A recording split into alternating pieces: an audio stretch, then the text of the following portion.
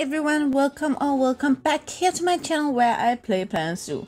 My name is Nisse and today we're gonna make a home for the Gharial here in Future Life Asia.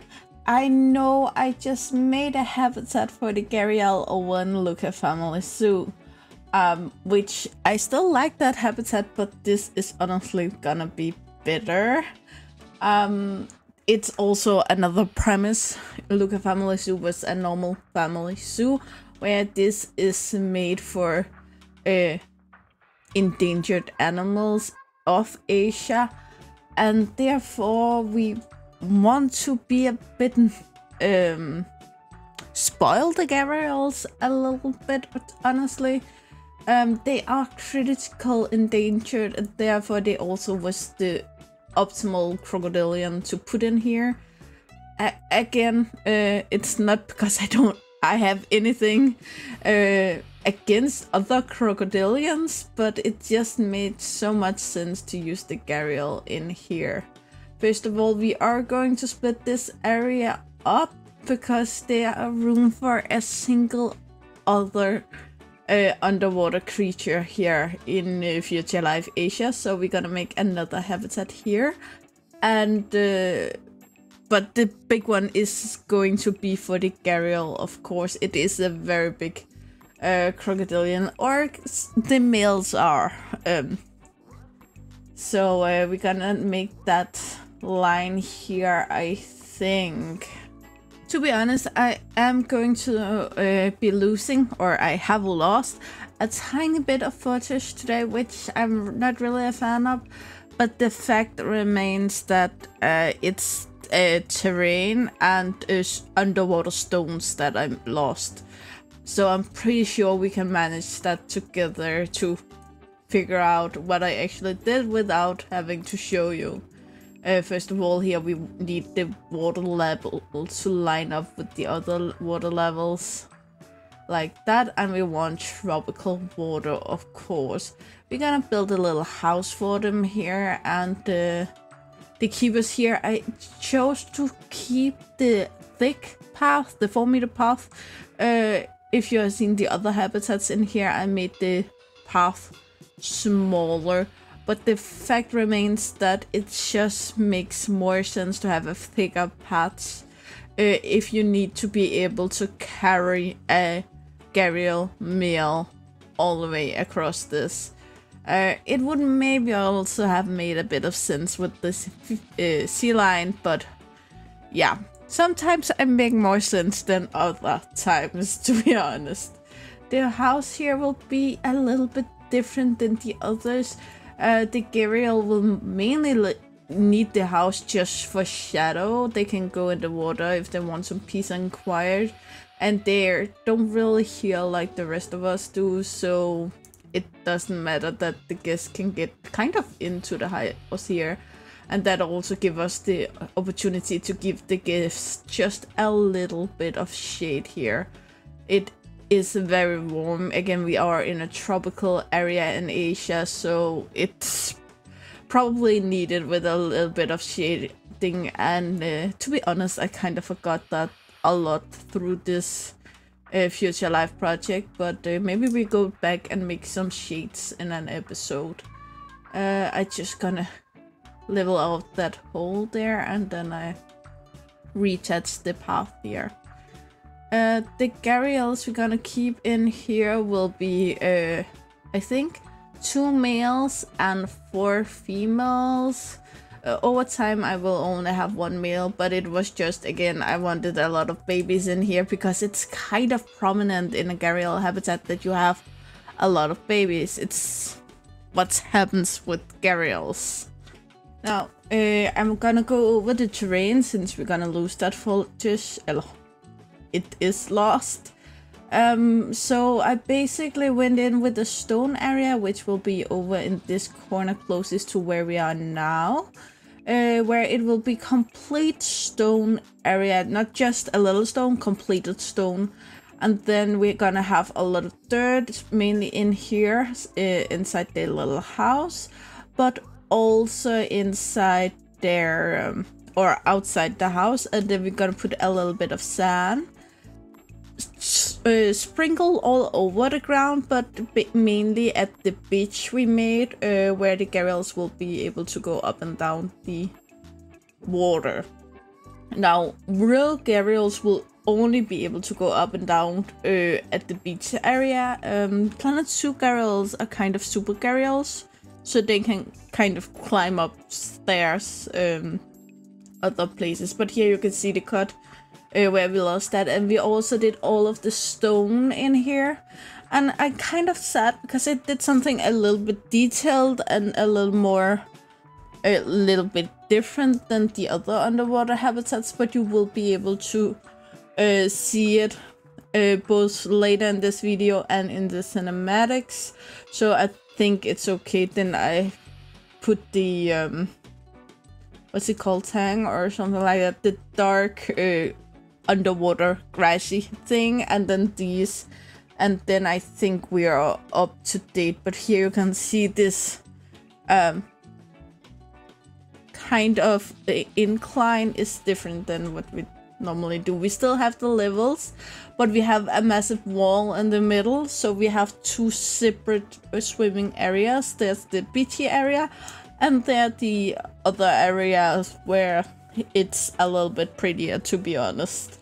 Of course, we're also gonna add a lot of corals later, but I think we are at the point in the video where you can see the rest of what's going to happen. So honestly, let's get into the Gharial. And I know I just talked about the Gharial, but in the other video, of course, but I'm gonna do it again.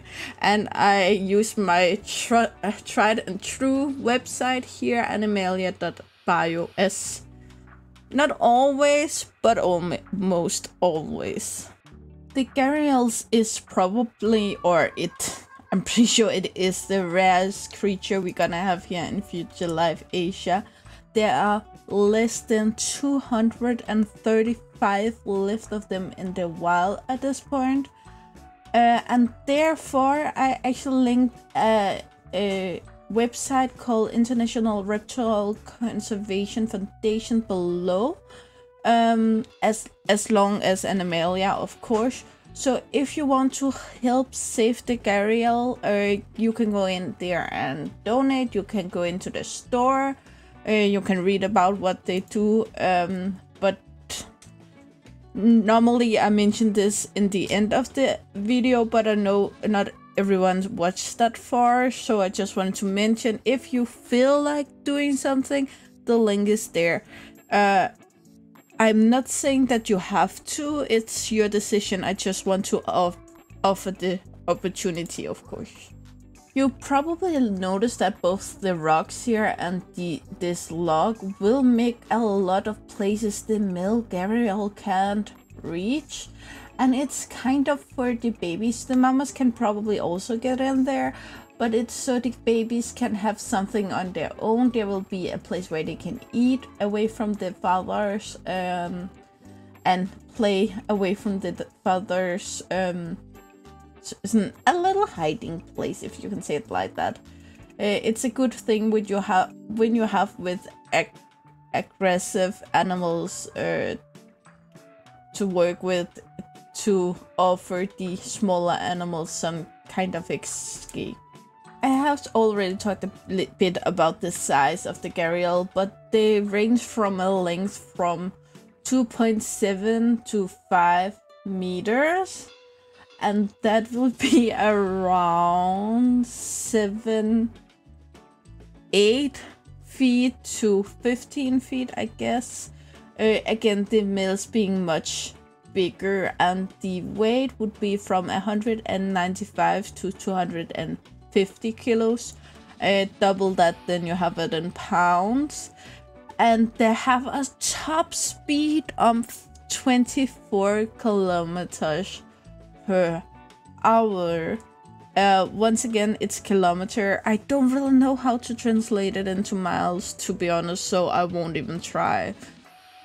But this top speed, remember that it's underwater, or pushing from the water.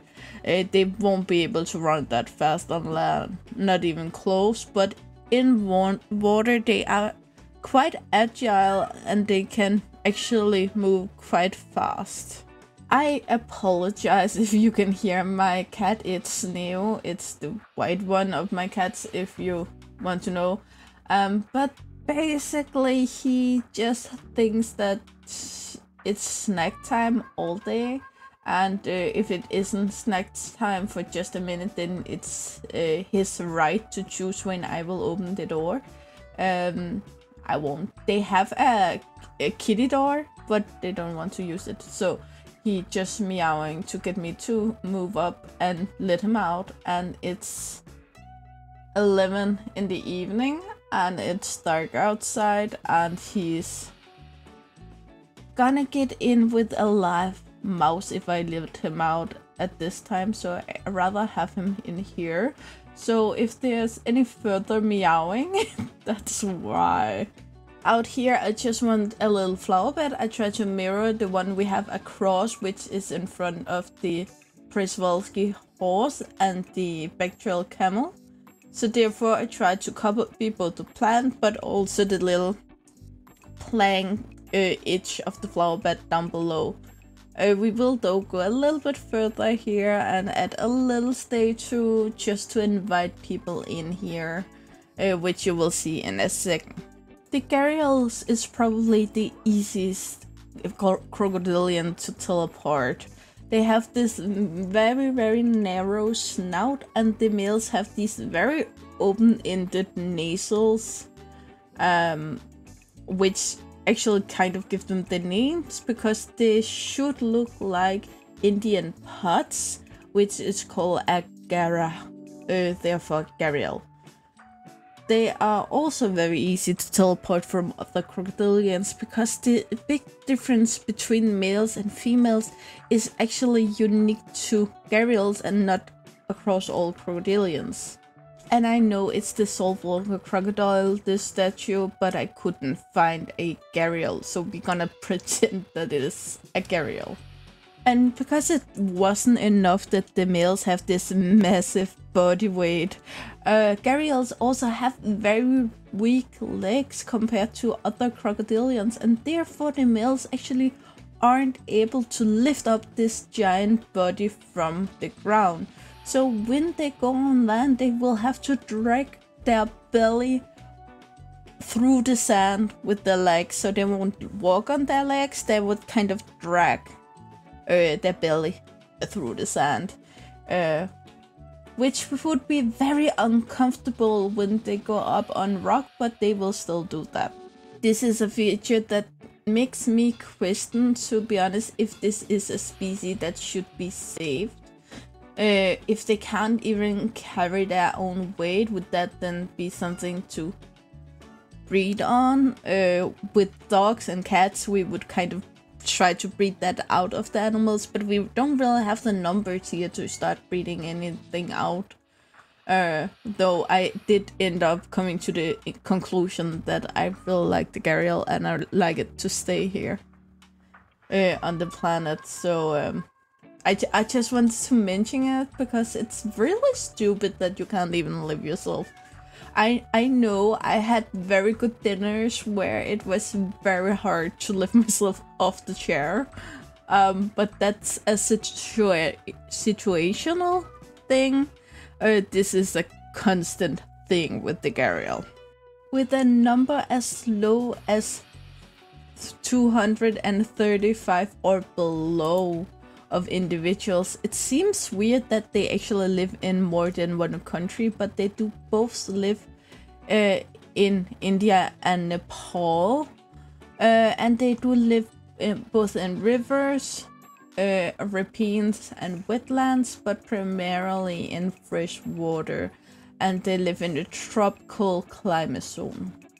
If my voice is a little bit rough at this point, it's because this isn't the first video I recorded today, and I started the day by de-dusting the inside of my computer and cleaning my keyboard, and I do think that when I blew with, you know, a air container the dust away from the computer, I accidentally blew some into my mouth and into my throat, so it feels like something stuck in there, and yeah, so my voice hurts a little bit at this point. The Gharial actually have quite a few funny quirks. They are mostly aquatic animals, which means that they will only go on land if they need to. For females, that would be for building nest for their babies, but for both males and females, they will go up and bask in the sun. They will do this more frequently through winter because the water is colder. But we are still in tropical India and Nepal, so it will still be warm enough to heat them up on land. And doing this, they will gape, basically open their mouth, and then they will usually tilt their head 20 degrees to the side, and then just have an open mouth while doing this, so they can get rid of exit heat through their mouth. So they go up on land to heat up, and then they get rid of the heat by having this open mouth. In very hot days, they will completely stay underwater and only having their eyes and nostrils on top of water. And here they will also angle their head, but instead of these 20 degrees, which they do in the heat on land, in the cold days on land, here they will angle it from 20 to 30 degrees, so they can actually angle it a bit more, which I just find kind of fascinating. They will normally go back to basking the same places again and again, because they know there's peace and quiet there, and we like that. I just want to throw in very fast here, all of these coral I use is from a blueprint from the workshop called CC's Aquatic Plants, I believe. The link is in the description, and it's a blueprint from the workshop. It's not a mod, so you can actually just go in there and download it without having to do anything else.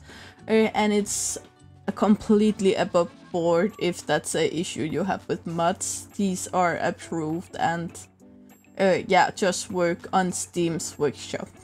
Gharials are actually very technical hunters and have kind of three very different techniques. The first one is kind of the one we have seen other crocodilians do in TV and documentaries and such, where they will stay completely submerged of the water, just stay underwater, keep an eye out until the prey just gets closer and closer, and when the prey is the closest to the water, it will kind of use its water speed to force itself up and go for the prey. Which are very practical for the Gharial because it limits the amount of energy. Even though it's hard for them to throw themselves up there, it still limits the amount of energy they use by just waiting. Another technique is actually using a sense they have in their scales, which can feel every single small vibration in the water. So this is of course something they do to hunt underwater. And when they can feel something delicious in the water, they will just glide. They won't swim, they won't move their limbs, they will just glide slowly through the water and closer and closer and closer to the fish or whatever it is making the vibration, and then just snap it when it gets there. Which also is very... It's kind of very cat-like, to be honest. Just this, I'm getting closer without anyone noticing, and when you notice me, it's too fucking late. The third one is the most terrifying one of all, which they can both do on water, not in the water, but on water and on land, which is repeatedly just snapping out after something. The two first are kind of instant kills, where it needs to get close enough to instantly be able to kill or at least dismember the prey enough that it don't run away. It doesn't do that here. Here it just go in for it again and again and again and again until it's completely sure the target is done for. This can take a toll on the Gharial, and it can also be dangerous for the Gharial, based on the fact that the Gharial can get hurt, of course, if it's something big it's going for. Of course, if it's a human, the human can stab it with a knife or shoot it, or an animal can kick it or something like that. So this have a risk to the Gharial, and the Gharial also use a lot more energy. But it is so terrifying to think about this happen to you or something you care about. So yeah, once again, the Gharial have these 3 techniques, and honestly, if any of these should happen to me, I will go for the first one, because I won't know it before it's done. To be honest, though, please don't kill me. I rather live, to be honest. But if I should choose, then rather it's be quickly done without me ever noticing it. I'm gonna jump over a few things here because I went into it in my last Gharial video, so please go and watch that. It's really worth a watch, and even though both habitats are for Gharials, they are actually very different. But they are basically losing their habitat very rapidly. In India, they are very industrial at this point, and they need dams for sand mining, irrigation project, and artificial embankments all over the rivers of India, and these hurt the Gharial's habitat of a lot, of course. Besides that, the water isn't as clean as it was previously, and fishermen's fish in the lakes also, where the Gharials would like to actually catch their food. Their eggs are used for medicinal purposes, and the males are actually killed for their snouts, which are believed to have an aphrodisiac effect. With all of this, it really isn't that weird that there are less than 235 individuals lived in the wild. This include less than 200 individuals in India and fewer than 35 individuals in Nepal.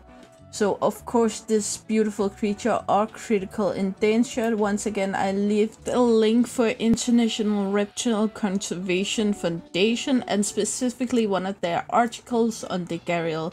If you want to go in there, read about it, donate, or buy something in their store, that's totally up to you again. But I just want to remind you that it's there, so if you have a feeling that you need to do something, you have the opportunity.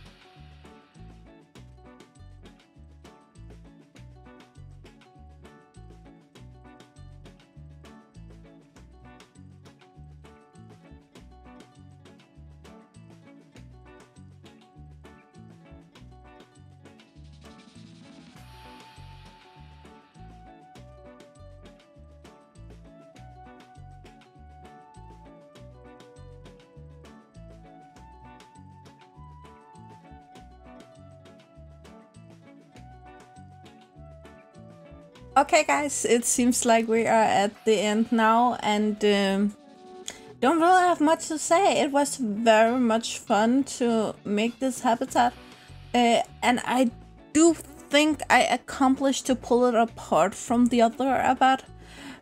We still have room for one more aquatic animals, and I haven't completely decided. I have to look at a few months to decide the exact one, but that will be next week. You will not get any more recorded media from me this week, but remember, tomorrow Sunday I will go live on my other zoo, Railway Zoo, where it's a little more chill than it is here. Here it's much of fact and short time. It's a speedboat, where over there it's live. We're gonna relax, you're gonna get something nice to drink, we're gonna maybe talk a bit. If you want to join, be welcome to join in with the conversation, but otherwise I just talk about what we're building, and it's very relaxed compared to this.